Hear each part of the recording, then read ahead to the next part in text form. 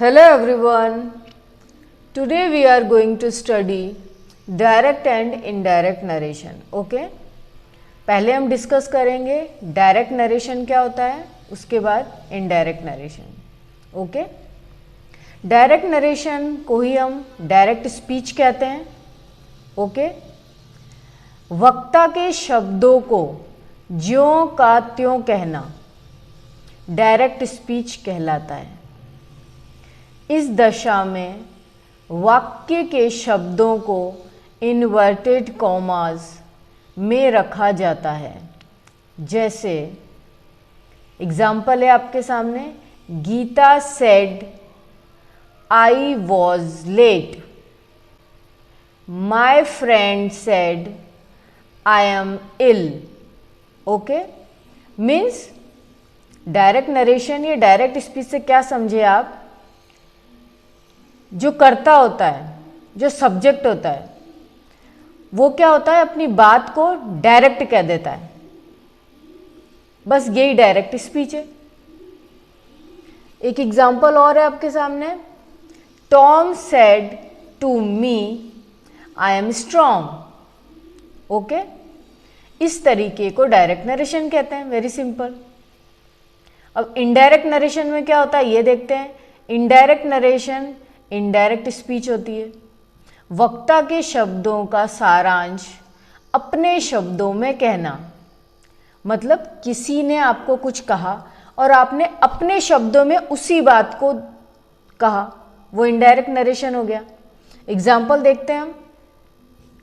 Gita said that she had been late, my friend said that he was ill, Tom told me that he was strong. Okay, इस तरीके को indirect narration कहते हैं. बहुत ही simple है. Indirect narration जो होता है या डायरेक्ट नरेशन होता है, इसको समझने के लिए आपको एग्जाम्पल करने पड़ेंगे. आप जितने एग्जाम्पल करेंगे उसको आपको क्लियर होता जाएगा. ओके, जब किसी के द्वारा कही गई बात को उसी के शब्दों में, जैसा उसने बोला एज इट इज, बिना कोई परिवर्तन किए लिखा जाए तो उसे डायरेक्ट नरेशन कहते हैं. और थोड़ा सा उसको घुमा फिरा के बोल दिया उसी बात को तो वो इनडायरेक्ट नरेशन हो जाएगा. बहुत ही सिंपल होता है. ओके, सेंटेंसेस लिखे हुए हैं, डायरेक्ट स्पीच है और इनडायरेक्ट है. ओके, अब हम देखेंगे सेंटेंसेस कौन कौन से हैं. अफर्मेटिव एंड नेगेटिव सेंटेंस, जिसे सकारात्मक और नकारात्मक वाक्य कहते हैं. सेकंड है इंट्रोगेटिव सेंटेंस, जिसे प्रश्नवाचक वाक्य कहते हैं. इम्पेरेटिव सेंटेंस आदेशात्मक या आज्ञासूचक वाक्य कहलाते हैं. एक्सक्लामेटरी सेंटेंस विस्मय आदि बोधक वाक्य कहलाते हैं. ऑप्टेटिव सेंटेंस इच्छाबोधक वाक्य होते हैं. ओके, और इधर डायरेक्ट स्पीच दिए, इधर इनडायरेक्ट है. ओके, जब हम डायरेक्ट से इनडायरेक्ट में जब चेंज करेंगे तो क्या चेंजेस आएंगे, ओके, डिस्कस करेंगे हम. अगर sentence affirmative and negative sentence है आपके सामने में, सकारात्मक और नकारात्मक वाक्य है, और डायरेक्ट जो है स्पीच जो होती है उस सेंटेंस में सेड दिया हुआ है अगर, तो सेड किस में चेंज हो जाएगा, सेड ही रहेगा. सेड टू टोल्ड में चेंज हो जाएगा. सेज से ही रहेगा. Okay, says to tells tell में चेंज हो जाएगा. ओके, ये आपको ध्यान रखना है. विल शैल से ही रहेगा. ओके, बहुत इंपॉर्टेंट है, आपको ये लर्न करना है. सेकंड है इंट्रोगेटिव सेंटेंस, प्रश्नवाचक वाक्य. अगर आता है तो जो डायरेक्ट में क्या हो, अगर सेड और सेड टू दिया है, डायरेक्ट अगर सेंटेंस है उसके अंदर सेड और सेड टू है, तो इनडायरेक्ट में वो क्या किस में चेंज हो जाएगा, आस्क्ड में चेंज हो जाएगा. और सेज टू अगर दिया है डायरेक्ट में तो वो किस में चेंज हो जाएगा, आस्क में चेंज हो जाएगा. से और से टू दिया है तो आस्क में चेंज हो जाएगा। ओके, ये आपको ध्यान रखना है। इम्पेरेटिव सेंटेंस है आपके सामने, आदेशात्मक या आज्ञासूचक वाक्य है। ओके, और डायरेक्ट में दिया है सेड और सेड टू। तो ये कौन से वर्ड्स आते हैं आपको ध्यान रखना है। ऑर्डर आ सकता है, रिक्वेस्टेड आ सकता है, एडवाइज आ सकता है, फॉरवर्ड आ सकता है, सजेस्टेड, प्रपोज्ड, कमांडेड, ये सारे वर्ड्स आपको ध्यान रखने हैं। जब इम्पेरेटिव सेंटेंस होता है, आदेशात्मक वाक्य, तो उस समय यूज किए जाते हैं इनडायरेक्ट। ओके, एक्सक्लामेटरी सेंटेंस जब होता है, विस्मय आदि बोधक वाक्य अगर आपके सामने है, तो डायरेक्ट में सेड और सेड टू अगर दिया है तो उस किस में इनडायरेक्ट में चेंज हो जाएगा, एक्सक्लामेड विथ। ओके, आपको ध्यान रखना है। रिमार्क्ड आ सकता है, कॉन्फेस, अपलॉडेड। ओके, अगर ऑप्टेटिव सेंटेंस है, इच्छाबोधक वाक्य है, तो डायरेक्ट में अगर सेड और सेड टू दिया है तो इनडायरेक्ट में क्या आएगा, wished, desired, blessed, cursed, prayed, thanked, congratulated, ये सारे वर्ड्स आएंगे। आपको लर्न करना है इन वर्ड्स को और ध्यान रखना है। ओके, पहले आपको ये देखना है कि सेंटेंस कौन सा है। अगर आपने सेंटेंस को पहचान लिया तो आपका आधा काम तो पूरा हो गया वैसे ही। ओके, तो आप उस सेंटेंस को देख के आप चेंज कर देंगे कि जब डायरेक्ट में आएगा तो क्या होगा और इनडायरेक्ट में क्या चेंजेस करने हैं, आपको ये ध्यान रखना है। ओके, नेक्स्ट एक टेबल है, मोस्ट इम्पॉर्टेंट है, इसको भी आपको लर्न रखना है। ये टेबल जो है मोस्ट इम्पॉर्टेंट है। अगर आपने इसको लर्न कर लिया, इस टेबल को, ये कनेक्टिव्स बताती है। ओके, कौन से सेंटेंस में कौन से कनेक्टिव्स यूज़ किए जाएंगे। ओके, मोस्ट इम्पॉर्टेंट है आपके लिए। जैसे आपको यहाँ दिख रहा है, kind of sentence of reported speech. Okay, और यहाँ पर कनेक्टिव्स दिए हुए हैं, मोस्ट इम्पॉर्टेंट है। और कनेक्टिव्स कौन कौन से होते हैं हम सब डिस्कस करेंगे। जैसे फॉर एग्जांपल फर्स्ट है दिया हुआ है यहाँ पर, अफर्मेटिव सेंटेंस है आपके सामने और नेगेटिव सेंटेंस है कोई, तो कौन सा कनेक्टिव यूज होगा यहाँ पर, दैट। आपको ये लर्न कर लेना है। ओके, सेकंड है इंट्रोगेटिव सेंटेंस आ रहा है। इंट्रोगेटिव सेंटेंस मीन्स प्रश्नवाचक वाक्य अगर आ रहा है, मीन्स जिसके पीछे क्वेश्चन मार्क लगा हुआ है, तो इसमें ये मोस्ट इंपॉर्टेंट है। आपको क्या ध्यान रखना है, इसमें दो, ए और बी, ध्यान से सुनना है आपको।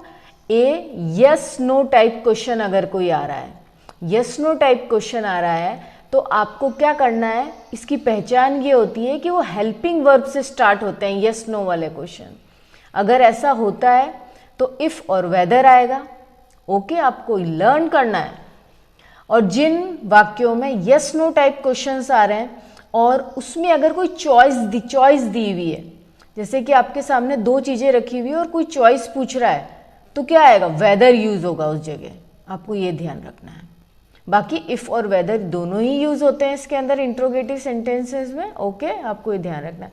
सेकंड जो बी जो दिया हुआ है, उसमें दिया हुआ है कि इसमें अगर WH वर्ड अगर कोई आ रहा है, टाइप क्वेश्चंस आ रहे हैं, स्टार्ट हो रहा है, मीन्स WH से शुरू हो रहा है कोई क्वेश्चन इसके अंदर, तो आपको ध्यान रखना है कि WH वर्ड जो हो रहा है वही कनेक्टिव बन जाएगा यहाँ पे। ये आपको ध्यान रखना है, मोस्ट इम्पॉर्टेंट है आपके लिए कि यहाँ पर कनेक्टिव क्या बन जाएगा, WH वर्ड ही आपका कनेक्टिव बन जाएगा, कोई दूसरा वर्ड नहीं आएगा बीच में। मोस्ट इम्पॉर्टेंट है। ओके, थर्ड दिया हुआ है इम्पेरेटिव सेंटेंस।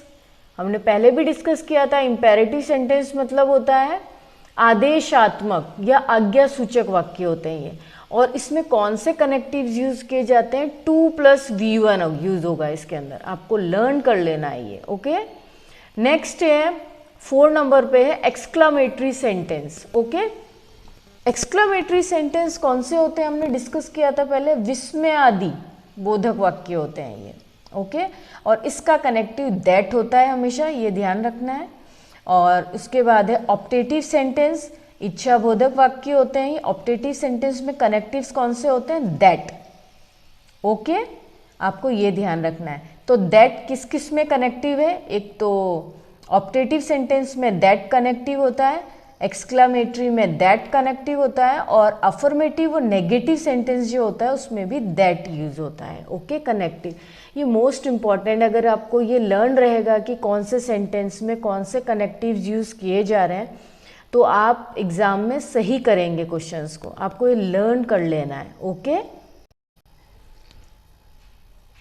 आपके सामने एक एग्जाम्पल है, पहले इसे पढ़ेंगे। Ram says Hari is a good boy. Says is in present tense. जो सेंटेंस में सेज क्या बता रहा है कि सेंटेंस क्या है, प्रेजेंट टेंस में। Okay, Ram says that Hari is a good boy, तो इसमें कोई भी चेंज नहीं होगा क्योंकि सेंटेंस क्या है हमारा, प्रेजेंट टेंस में है, और जब सेंटेंस प्रेजेंट टेंस में होता है तो इसमें कोई भी चेंज नहीं होता है, ये आपको ध्यान रखना है। ओके, सेकंड सेंटेंस है I will say he has done it. तो विल से क्या बताता है आपको, is in future tense. Okay, कि सेंटेंस क्या है, फ्यूचर टेंस का सेंटेंस है। I will say that he has done it, तो इसमें कोई चेंज नहीं होगा। ओके, नेक्स्ट है बी, यदि रिपोर्टेड स्पीच का सेंटेंस कोई यूनिवर्सल ट्रुथ बताता है। आपको ध्यान रखना है और लर्न कर लेना है कि अगर रिपोर्टेड स्पीच का सेंटेंस कोई यूनिवर्सल ट्रुथ बताता है और कोई ऐसी हैबिट बताता है या फिर कोई हिस्टोरिकल इवेंट बताता है या प्रोवर्ब प्रकट करता है, तो रिपोर्टेड स्पीच के टेंस में कोई चेंज नहीं किया जाता है। ओके, एग्जाम्पल देखेंगे यहां पर। The teacher said to the students the earth moves around the sun. तो ये क्या है, एक यूनिवर्सल ट्रूथ है। ओके, कि अर्थ क्या है, मूव्स अराउंड द सन, ये एक यूनिवर्सल ट्रूथ बता रहा है, तो इसमें कोई भी चेंज नहीं होगा। The teacher told the students that, inverted commas हट जाएंगे और उसकी जगह क्या लग जाएगा, सिर्फ दैट, और जो कैपिटल लेटर है वो स्मॉल हो जाएगा, ये ध्यान रखना है आपको। The earth moves around the sun. Okay, second example देखते हैं। My father said to me dogs bark at the strangers. Okay, ये एक हैबिट बताई जा रही है, तो जब इनडायरेक्ट में जब ये चेंज होगा तो क्या होगा, my father told, said to का क्या चेंज हो जाएगा, टोल्ड आ जाएगा, मी दैट, इन्वर्टेड कॉमास हट जाएंगे और दैट लग जाएगा, that dogs bark at the strangers. Okay, third है I said to my brother India become free on 15th August 1947। ये एक हिस्टोरिकल इवेंट है, तो इसमें भी कोई चेंज नहीं होगा, सिंपल इसमें आ जाएगा I told my brother that India become free on 15th August 1947। Okay, fourth example देखते हैं। My father said all that glitters is not gold, ये एक प्रोवर्ब है आपके सामने, और जब हम चेंज करेंगे तो कैसे लिखेंगे, माई father said that all that glitters is not gold. Okay, आपको समझ में आ गया कि रिपोर्टेड स्पीच में टेंस जो होता है चेंज नहीं होता है। कब कब चेंज नहीं होता है, जब कोई यूनिवर्सल ट्रुथ हो, कोई हैबिट हो, कोई हिस्टोरिकल इवेंट हो या प्रोवर्ब, आपको ये लर्न रखना है। ओके, यदि रिपोर्टिंग के समय रिपोर्टेड स्पीच पास्ट मतलब भूतकाल की बात नहीं की गई हो तो रिपोर्टेड स्पीच के टेंस में कोई परिवर्तन नहीं किया जाता है। ये भी आपको ध्यान रखना है। एग्जाम्पल देखेंगे, इससे आपको समझ में आ जाएगा। Dolly said to Divya, my husband has been suffering from malaria since morning. Okay, ये डायरेक्ट स्पीच का सेंटेंस है, इसको इनडायरेक्ट में चेंज करेंगे, देखते हैं। डॉली टोल्ड आ जाएगा, सेड टू की जगह क्या हो जाएगा, told Divya that her husband has been suffering from malaria since morning. Okay, direct speech का सेंटेंस है आपके सामने। Raman said to me, I go to school daily by car. इसको इनडायरेक्ट में बनाएंगे। Raman told me that he goes to school daily by car. Okay, next video में हम इसकी एक्सरसाइज और जो एग्जाम्पल्स हैं और डिस्कस करेंगे, प्रैक्टिस करेंगे, ताकि आपको और ज़्यादा क्लियर हो जाए। जितने आप एग्जाम्पल करेंगे उतना आपको क्लियर होता जाएगा। Okay, thank you.